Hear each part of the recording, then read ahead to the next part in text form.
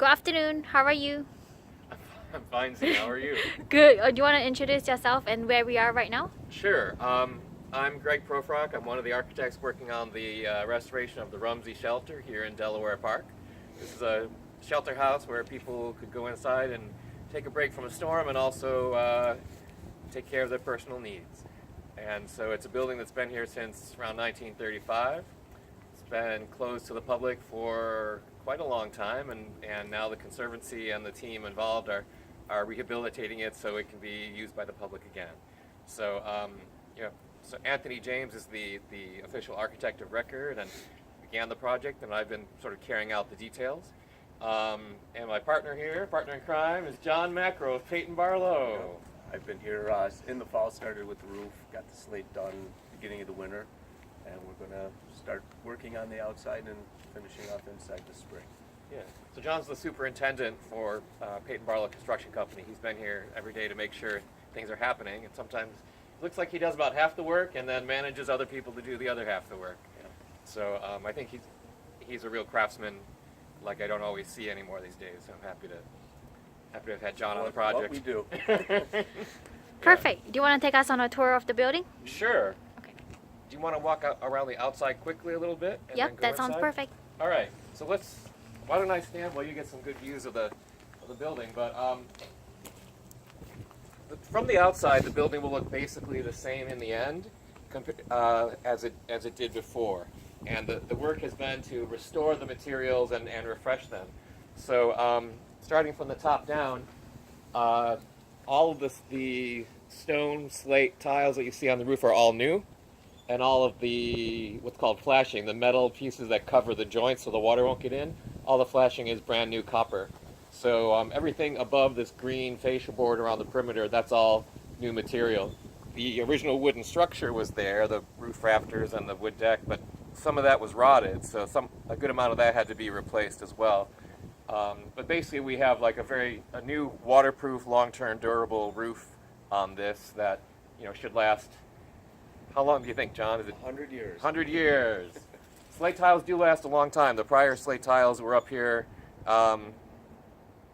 85 years. Some of them had worn thin and been replaced. There were 3 or 4 different colors of slate tiles, but this tile should last, many decades. As we get a little closer, we can see that we look up at this, what's called eave of the roof.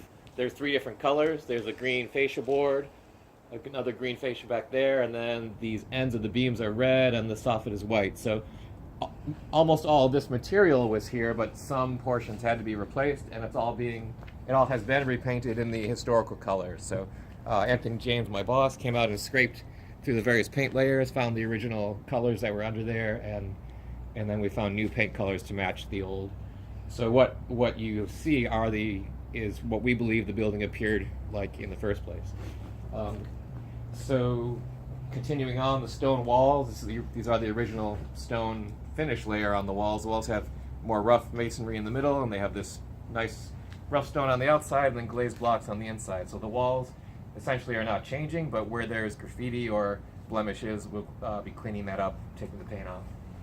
The front entrance is becoming disabled accessible. There used to be only steps here, not a ramp, but now we have a new ramp over there.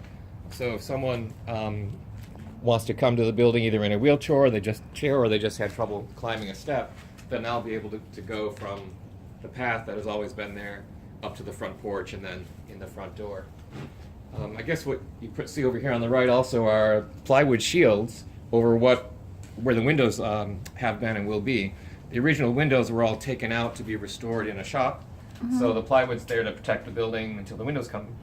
And then, one day when the timing is right, a board will come off, a new window will go in, and then a very heavy-duty security screen will go on the outside to protect the restored windows through the future. Perfect.